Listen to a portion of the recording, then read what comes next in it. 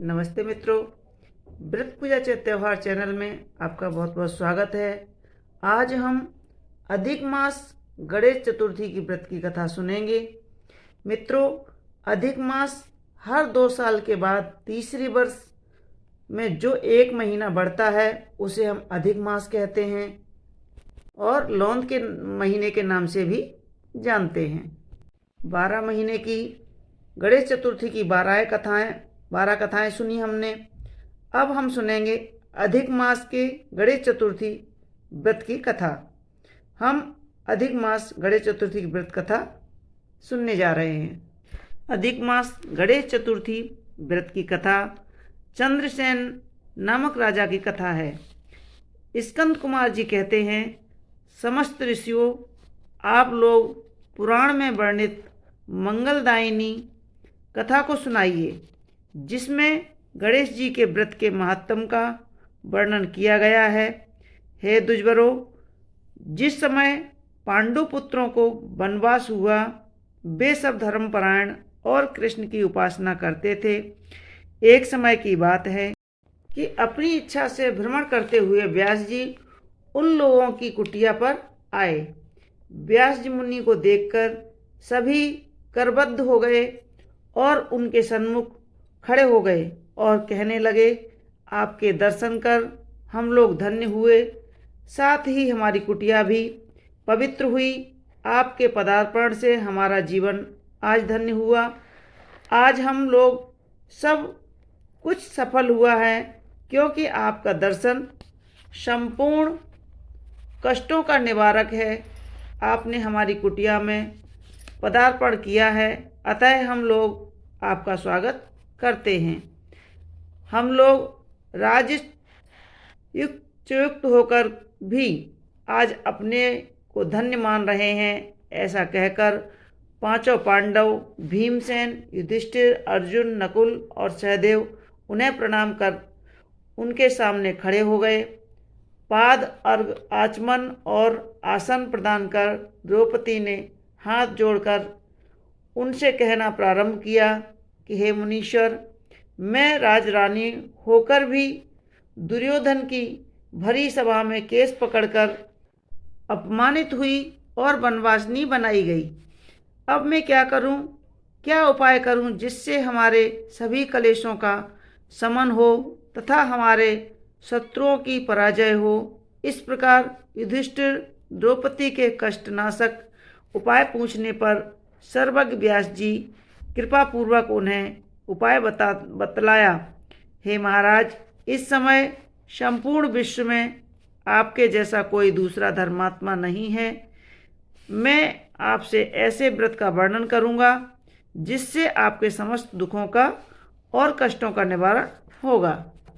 वह व्रत शुभदायक, फलदायक, दिव्य और पृथ्वी पर सभी मनोरथों को पूर्ण करने वाला है। इस व्रत के करने से विद्यार्थियों को विद्या, धनार्थियों को धन लाभ होता है। इस संबंध में एक प्राचीन उपाख्यान का वर्णन करता हूँ। हे युधिष्ठिर, आप सुनिए। प्राचीन काल में सतयुग में चंद्रसेन नामक एक राजा हुए। वे अपनी रानी के साथ दीक्षा लेकर परिवार के सहित रहते थे। वे अपने स्वजनों, उनके पुत्र एवं कुटुंबियों के साथ आनंद पूर्वक निवास करते थे। सौभाग्य से उनकी रानी बहुत ही गुणवंती तथा पतिव्रता थी। हे राजन युधिष्ठिर, उनका नाम रत्नावली था। वह पतिव्रता का पालन करने वाली थी। स्कंद कुमार कहते हैं, हे मुनीश्वरों, राजा और रानी में परस्पर प्रगाढ़ प्रेम था। एक समय देवयोग से शत्रुओं ने उनके राज्य को हस्तगत कर लिया। शत्रुओं ने राजा के कोष पर अधिकार करके साथ ही सेना पर भी आधिपत्य जमा लिया। राजा का साथ अपने भाई बंधुओं से छूट गया। राजा राजभ्रष्ट होकर अपनी रानी रत्नावली के साथ वन में चले गए। एक ही वस्त्र में लिपटे वे दंपत्ति भूख प्यास से विकल हो गए। हे युधिष्ठिर, रानी रत्नावली के साथ राजा अकेले वन में भटकने लगे। क्षुधा पिपासा से पीड़ित होकर वन में चलते चलते उन दोनों को सूर्य अस्त हो गया। उस भयंकर वन में शेर, बाघ, चकवा, बगुला, कोयल और सारस रहते थे। रानी के पैरों में कांटा चुभ जाने से राजा को महान कष्ट का अनुभव हुआ। उस वन में घूमते हुए राजा ने प्रातःकाल महर्षि मार्कंडे को दूर से ही देखा। धीरे धीरे चलकर वहाँ तक पहुँचे और उन्हें दंडवत किया। उनकी पत्नी ने भी मुनि को बारंबार प्रणाम किया। वन में विराजमान तपस्वी एवं जितेंद्रिय मुनि मार्कंडे जी से हाथ जोड़ करके राजा ने पूछा, हे पूज्यवर, मैंने पूर्व जन्म में ऐसा कौन सा पाप किया था जिससे मेरी राजलक्ष्मी शत्रुओं द्वारा छीन ली गई। मार्कंडे जी मुनि ने उत्तर दिया, हे राजन, आप अपने पूर्वजों के वृतांत को सुनिए, मैं बतलाता हूँ। एक बार आखेट शिकार के लिए आप गहन वन में चले गए। हिरण, चीते और खरगोश का शिकार करते करते उस वन में रात हो गई और अधिक मास की चतुर्थी आ गई।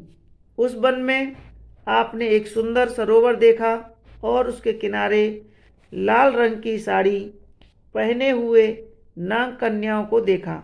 वे सब गणेश जी का पूजन कर रही थीं। यह देखकर आपको बड़ा आश्चर्य हुआ। आपने वहाँ पहुंचकर बड़ी नम्रतापूर्वक पूछा, हे सर्वांग सुंदरी देवियों, गणेश जी की पूजा कैसे करना चाहिए, मुझे बताइए।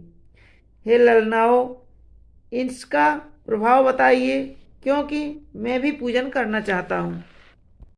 नाग कन्याओं ने उत्तर दिया, आप गणेश जी की पूजा कीजिए, इससे समस्त सिद्धियां प्राप्त होती हैं और नित्य ही शांति, पुष्टि, सुख, संतान एवं धन की वृद्धि होती है। राजा ने पूछा, हे देवियों, गणेश जी की पूजा किस महीने में और किस तिथि को करनी चाहिए? इसमें किस वस्तु का दान देना चाहिए? इस पूजन की क्या विधि है, आप मुझसे कहिए। नाग कन्याओं ने उत्तर दिया कि हे राजाधिराज, अधिक मास के कृष्ण पक्ष की चतुर्थी को चंद्र उदय होने पर विधि सहित विघ्न विनायक गणेश जी का पूजन करना चाहिए। अपनी सामर्थ्य के अनुसार भक्ति भाव से पूजन करें। गणेश जी को पंचामृत से नहलाकर लाल पुष्प चढ़ावें। गंध, धूप, दीप, नैवेद्य, दूब, 2 वस्त्र, सुगंधित द्रव्य चढ़ावें। घी, चीनी से बने हुए 15 लड्डू भोग के लिए लावें। उसमें से 5 लड्डू गणेश जी को अर्पण करें और 5 ब्राह्मणों को दे दें। कुंवारी कन्याओं को पहले देकर बाद में स्वयं भोजन करें। गणेश जी की प्रसन्नता के निमित्त समस्त सामग्री गणेश जी को अर्पित करें। तत्पश्चात पुराणों रीति से कथा को सुने। ऐसा करने से मनुष्य की सभी वांछाएं पूर्ण होकर के समस्त सिद्धियां प्राप्त होती हैं। गणेश जी के पूजन की यही विधि है। नाग कन्याओं की बात सुनकर राजा ने उन्हें बारंबार नमस्कार किया। इस प्रकार राजा ने वहाँ गणेश जी के व्रत का मन में संकल्प करके सरोवर के तट पर जाकर गणेश जी का ध्यान किया और वहाँ से चले गए। इसके प्रभाव से गणेश जी आप पर प्रसन्न हो गए और आपको पुत्र, स्त्री, धन, धान आदि से परिपूर्ण किया। आपके महल में रत्नों के हार, स्वर्ण, गौ, हाथी एवं घोड़ों का अभाव न रहा। परंतु कुछ दिनों के बाद आप धन गर्वित होकर व्रत करना भूल गए।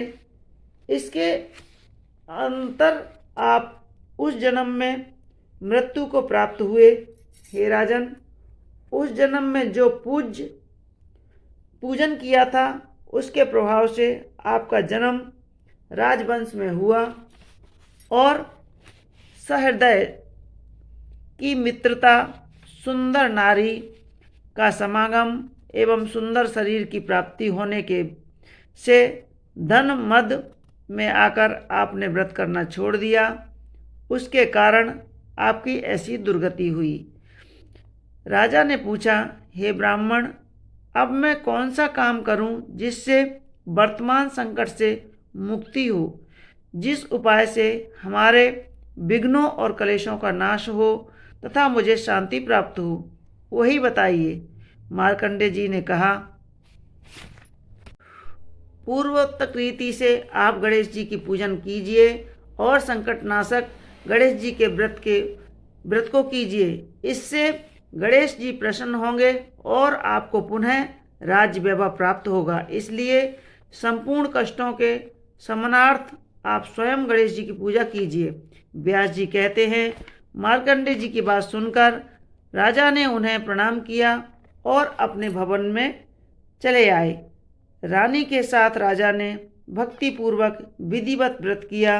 व्रत के करने से उनके शत्रुओं का नाश हुआ। उन्होंने अपना खोया हुआ राज्य पुनः पाया। गणेश जी की पूजा करने से सभी वस्तुएं सुलभ हो जाती हैं और सभी कार्यों में सफलता मिलती है। स्कंद कुमार जी कहते हैं कि व्यास जी के वचन सुनकर महाराज युधिष्ठिर ने हाथ जोड़कर उनसे फिर पूछा, हे कष्टों को दूर करने वाले महेश्वरी, इस चतुर्थी के व्रत की विधि बताइए। किस नाम से, किस मास में, किस प्रकार से गणेश जी की पूजा करनी चाहिए, तब इस व्रत में किस चीज़ का आहार करना चाहिए। तब व्यास जी ने कहा, हे राजन, अधिक मास में गणेश चतुर्थी को गणेश्वर नाम के गणेश जी की पूजा करनी चाहिए। लाल कनेर के फूल चढ़ाकर लड्डू आदि का भोग लगावें। चंदन, लाल चंदन, रोली, अक्षत और दूब को एक एक बार से अलग अलग चढ़ावें। तत्पश्चात शिव प्रियाय नमः कहकर आचमन करें। ब्रह्मचारिणी नमः स्नान, गणेश्वराय नमः से वस्त्र, पुष्टिदाय नमः से चंदन चढ़ावें। बिनाकाय नमः से पुष्प चढ़ावें। उमासुताय नमः से धूप, रुद्रप्रिया नमः से दीप, विघ्ननाश नमः से नैवेद्य अर्पित करें। फल दात्रे नमः से तम्बूल, संकट नाशने नमः से फल चढ़ावे। इसके बाद विघ्न विनाशक गणेश जी की प्रार्थना करें। हे सुंदर मुख वाले गणेश जी, मैं भव बाधाओं से ग्रस्त, भय से पीड़ित और कलेशों से संतृप्त हूँ। आप मेरे पर प्रसन्न होइए। हे दुख दारिद्र्य के नाशक गणेश जी, आप मेरी रक्षा करें। हे विघ्नों के विनाशक, आपको बार बार मेरा प्रणाम है। फिर शंख से सफ़ेद फूल, चंदन, जल, अक्षत और दक्षिणा देकर पुष्पांजलि देकर चंद्रमा को अर्घ देवें। हे क्षीर सागर संभूत, हे दुजराज, हे षोडश कलाओं के अधिपति, हे रोहिणी सहित चंद्रमा, आप मेरे अर्घ को स्वीकार करें। मैं आपको प्रणाम करता हूँ। तदंतर ब्राह्मण को भोजन करावें, लड्डू और दक्षिणा दे। देवता और ब्राह्मणों से बचे अन्न द्वारा स्वयं आहार ग्रहण करें। रात्रि में भूमि पर शयन करें। लालच विहीन होकर क्रोध से दूर रहें। हर महीने गणेश जी के प्रसन्नता के निमित्त व्रत करें। इसके प्रभाव से विद्यार्थी को विद्या, धनार्थी को धन प्राप्ति एवं कुमारी कन्या को सुशील वर की प्राप्ति होती है और वह सौभाग्यवती हो रहकर दीर्घ काल तक पति का सुख भोग करती है। विधवा द्वारा व्रत करने पर अगले जन्म में वह सधवा होती है एवं ऐश्वर्यशालिनी बनकर पुत्र पुत्रों का सुख भोगती है, अंत में मोक्ष पाती है। पुत्रेच्छु को पुत्र लाभ एवं रोगी का रोग निवारण होता है। भयभीत व्यक्ति का भय रहित होता है एवं बंधन में पड़ा हुआ मुक्त हो जाता है। व्यास जी कहते हैं, राजन, इस प्रकार आप भी व्रत कीजिए। इस संकटनाशक गणेश जी के व्रत करने से आप गणेश जी की कृपा से अपने राज्य को पुनः प्राप्त कर लेंगे। जो मनुष्य भक्ति भाव से इस मंगलदायिनी पौराणिक कथा को सुनते हैं या पढ़ते हैं, उन्हें परम सिद्धि, सुख, लोकोत्तर वैभव की उपलब्धि होती है। हे महाराज, महाराजाधिराज, आपके प्रश्न के उत्तर में मैंने संपूर्ण मनोरथों को पूर्ण करने वाले इस संकटनाशक व्रत का संपूर्ण वृतांत बतला दिया है। महर्षि व्यास जी के मुख से संकटनाशक गणेश चतुर्थी का विवरण सुनकर राजा युधिष्ठिर ने इस व्रत को किया। इसके व्रत के प्रभाव से उन्होंने संपूर्ण शत्रुओं को रणभूमि में परास्त करके भारतवर्ष का राज्य अपने अधीन कर लिया था। मित्रों, यह थी अधिक मास गणेश चतुर्थी की व्रत की कथा। आपको हमारी कथाएं कैसी लगती हैं हमें कमेंट्स बॉक्स में ज़रूर लिखें और हमारे वीडियो को लाइक करें, शेयर करें और हमारे चैनल को सब्सक्राइब अवश्य कर लें ताकि आने वाली आगे की कथाएं आपको इसी तरह सुनने को मिलती रहें। बोलो गजानन महाराज की जय।